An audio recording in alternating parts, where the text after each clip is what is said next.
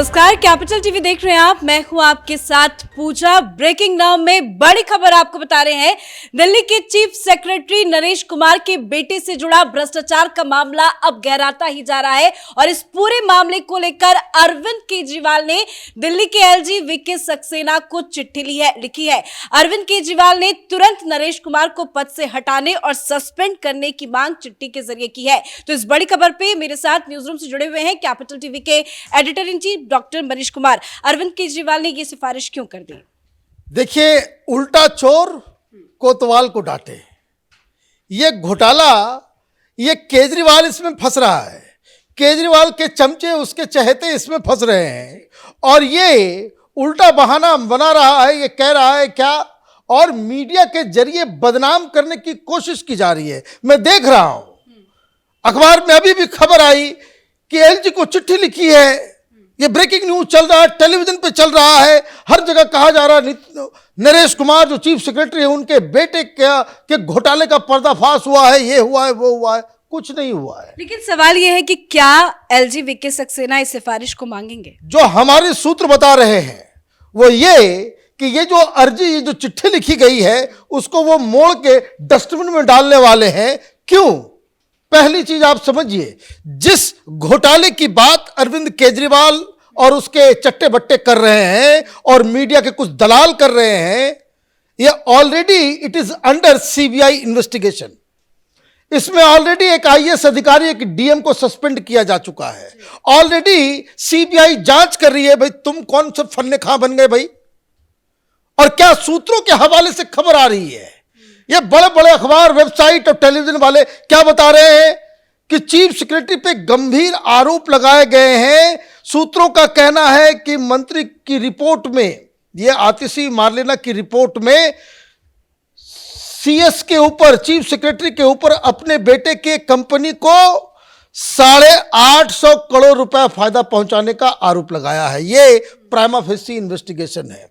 अब जरा यहीं से इस खबर को जो है परखना शुरू करते हैं। कंपनी का नाम क्या है? किस कंपनी को दिया गया है? जिसको जो मन आता है आप दलाली के चक्कर में आप कुछ भी खबर चला देंगे। नरेश कुमार की कंपनी के बेटे की कंपनी का नाम क्या है? क्या उसको इस जमीन के बदले मुआवजा दिया गया? इस कहानी को समझना जरूरी है। लेकिन पहले आपको बता दें कि यह व्यक्ति करना क्या चाह रहा है। नरेश कुमार रिटायर होने वाले हैं।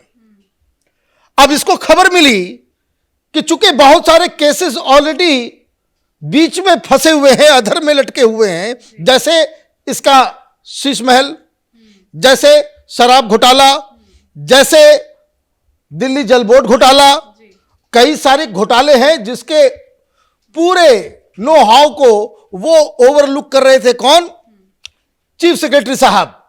वही शराब घोटाले में सीबीआई का आदेश किसने दिया? नरेश कुमार ने। ये दिल्ली जल बोर्ड घोटाले में जांच के आदेश किसने दिए? नरेश कुमार ने। ये शीश महल के ऊपर जांच किसने की और सीबीआई का प्रपोजल किसने दिया? नरेश कुमार ने। तो आप ये चाहते हो कि जल्दी से ये निपट जाए, लेकिन इसे खबर मिली कि ये जाने वाला नहीं है। केंद्र सरकार इसको एक्सटेंशन देने वाली है और 6 महीने के अंदर यह सारा केस निपटना है। इसको समझ में आ रहा है, जेल जाना है। यह चाह रहा है कि कोई अपना आदमी आ जाए। और यह कब यह कर रहा है? क्योंकि यह ऑलरेडी पिछले शुक्रवार को, मतलब 1 सप्ताह पहले, यह ऑलरेडी ही moved Supreme Court. Supreme Court में इसने एक अर्जी लगाई है कि अभी चूंकि ये जो दिल्ली के ऊपर सर्विसेज के ऊपर जो कानून नया बना, उसके ऊपर इसने एक पिटीशन डाल रखा हुआ है। कॉन्स्टिट्यूशनल बेंच के अंदर उसकी सुनवाई होने वाली है। तो ये प्ली लेकर के वहां गया कि चूंकि वो सुनवाई चल रही है, इसलिए कोई नया सीएस नहीं आना चाहिए, और आए तो हमारी मर्जी से आए, या जो एग्जिस्टिंग है उसको एक्सटेंड नहीं किया जाए जब तक इस केस का फैसला नहीं हो जाता है। सुप्रीम कोर्ट ने आपने अर्जी दी, वो डस्टबिन में चला गया। डस्टबिन में मतलब कि अभी उसकी सुनवाई नहीं हो रही है, और इस बीच अगर ये फैसला आ गया कि भाई 6 महीने के इसको बढ़ा दिया जा रहा है, तब तो इसके लिए बड़ी मुसीबत हो जाएगी। क्योंकि वो व्यक्ति तो सब कुछ जान रहा है। तो आपने क्या किया कि आपने कह दिया कि भाई एक घोटाला हुआ है द्वारका एक्सप्रेसवे के अंदर, जो ऑलरेडी इस पर सीबीआई जांच कर रही है, आपके पास कोई नया मामला नहीं है, आपने जांच के आदेश दे दिए। और कितना ज्यादा इसको कहते हैं टैलेंटेड है भाई ये आतिशी मार लेना। 2 दिन के अंदर जांच भी हो गई, रिपोर्ट भी तैयार हो गई। कितने बता रहे? 650 पेजेस के, 650 पेज का इसने रिपोर्ट भी तैयार कर दिया 2 दिन के अंदर और दे भी दिया। और ये हड़बड़ाहट में इतना ज्यादा है अरविंद केजरीवाल की चिट्ठी भी लिख दे कि इमीडिएटली हटा दो। अरे धर्मशाला खुला हुआ है, इमीडिएटली हटा दो भाई। उसके कोई तरीका है? आप किसी को पनिश करने जा रहे हो, तुम्हारे ऊपर आम आदमी पार्टी के जो नेता है, तुम्हारे ऊपर आरोप लग रहा है शीश महल का, शराब घोटाले का, तुम तो इस्तीफा नहीं दे रहे, तुमको तो नहीं हटाया जा रहा। तुम्हारे लिए मापदंड अलग, चीफ सेक्रेटरी के लिए मापदंड अलग। और ये कैसा अभागा चीफ मिनिस्टर है कि इसके अधिकारी स्वयं प्रेस कॉन्फ्रेंस करके अश्विनी कुमार कल जो है इसको कहते कि घोर बेइज्जती कर दी कि ये सब जो है ये तमाशा कर रहे हैं। अब इस पूरे केस के सब्सटेंस पे आइए कि जो मामला 850 करोड़ का बताया जा रहा है, भाई इतना तो पूरा का खेल भी नहीं है, इतना तो पूरे जांच भी नहीं हुई है। कुछ भी लिख दो, 850 करोड़ देखने में अच्छा लगेगा। भाई ये क्या चल रहा है? 2 दिन के अंदर में आप इतने टैलेंटेड हैं कि 2 दिन के अंदर 850 घोटाला जो है उसकी जांच भी कर ली, उसका सब कुछ कर लिया। अब यह मसला समझिए है क्या? 19 एकड़ जमीन वो एनएचएआई को चाहिए था, वो द्वारका एक्सप्रेसवे बन रहा है। उस 19 एकड़ जमीन के लिए एनएचएआई ने यह तय किया था कि हम 41 करोड़ रुपए देंगे। अब 41 करोड़ रुपए तो दे रहे हैं, ठीक, लेकिन हुआ ये कि जिन लोगों की जमीन थी वो चले गए आर्बिट्रेशन में। उन्होंने कहा कि भाई देखिए ये बड़ा कम है, हमको ज्यादा दीजिए। तो केजरीवाल का एक चहेता अधिकारी जो उस समय वहां का डीएम था, और याद रखिए ये 2018 की बात है, जिस वक्त सारा पावर अरविंद केजरीवाल के पास था, किसको डीएम बनाना, किसको हटाना, किसको ये करना वो करना, सारे अधिकार जो है किसके पास? वो केजरीवाल के पास। तो वहां हेमंत कुमार नाम का डीएम था, उसको आर्बिट्रेटर नियुक्त किया गया और उसने ये 41 करोड़ का मुआवजा की जो रकम थी उसको 353 करोड़ कर दिया। 41 से कितना चला गया? 353। अब जब ये बात सामने आई तो सीएस ने उल्टा उसको डांट लगाई कि भाई वापस करो, ये करो, वो करो। लेकिन फिर भी सैया भाई कोतवाल तो डर काहे का, जब केजरीवाल ही इसके पीछे खड़ा था तो उसने वो बदला नहीं। अब मसला यह हुआ कि इस पे जांच बिठा करके इसको जो है बाकायदा सीबीआई को दे दिया। किसने?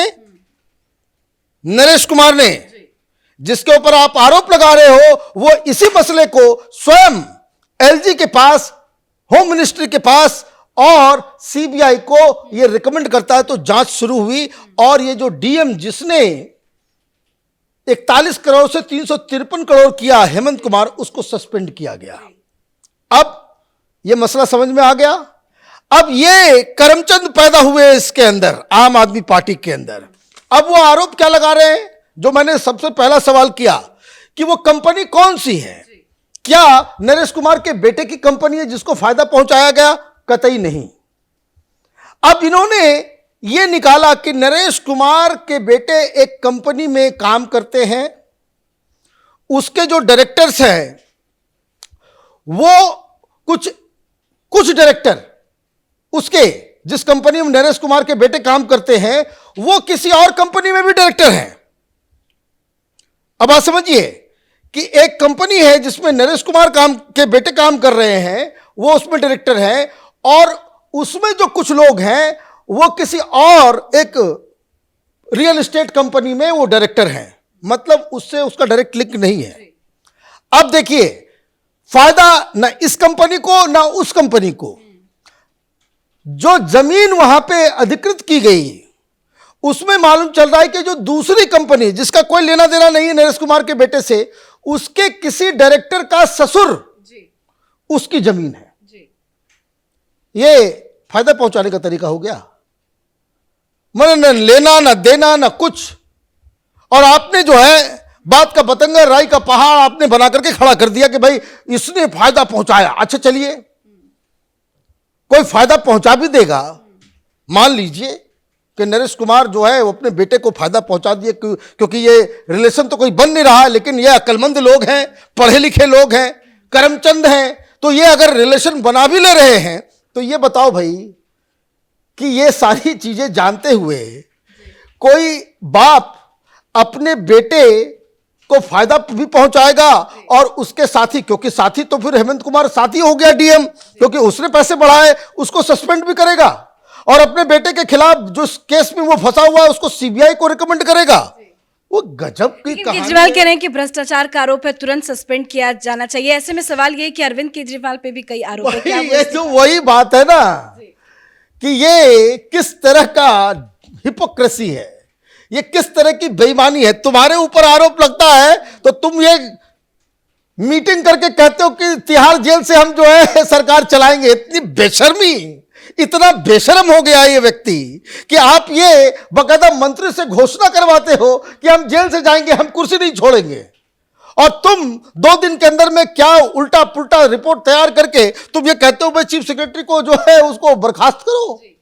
तो ये कुछ होने नहीं जा रहा है। जो हमारे पास जानकारी आ रही है, एलजी ऐसा कुछ नहीं करने वाले हैं, और इनके लिए एक बुरी खबर मैं दे दूं, केजरीवाल के लिए 6 महीने का एक्सटेंशन चीफ सेक्रेटरी साहब को मिलेगा, और वो तब तक चीफ सेक्रेटरी बने रहेंगे जब तक ये जो शीश महल और शराब घोटाला और दिल्ली जल बोर्ड घोटाला इसका निपटारा कोर्ट के अंदर नहीं हो जाता है। धन्यवाद अपडेट के लिए। तो दिल्ली के चीफ सेक्रेटरी नरेश कुमार पर उनके बेटे को फायदा पहुंचाने का आरोप है, जिसको लेकर 650 पन्नों की रिपोर्ट तैयार की गई है और इस रिपोर्ट को अरविंद केजरीवाल ने दिल्ली के एलजी को सौंप दी है और जल्द से जल्द कार्रवाई करने की मांग की गई है। पर खबर यही है कि कोई भी कार्रवाई होने वाली नहीं है। इस बड़ी खबर में मेरे साथ फिलहाल इतना ही। कैमरा पर्सन अशोक के साथ मैं पूजा, कैपिटल टीवी।